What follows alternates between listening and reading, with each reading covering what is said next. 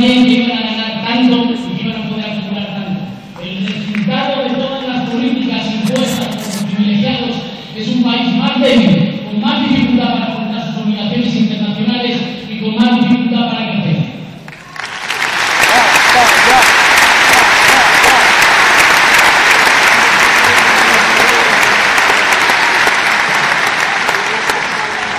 Hay algunos que están ahora muy interesados en volver al debate de las etiquetas,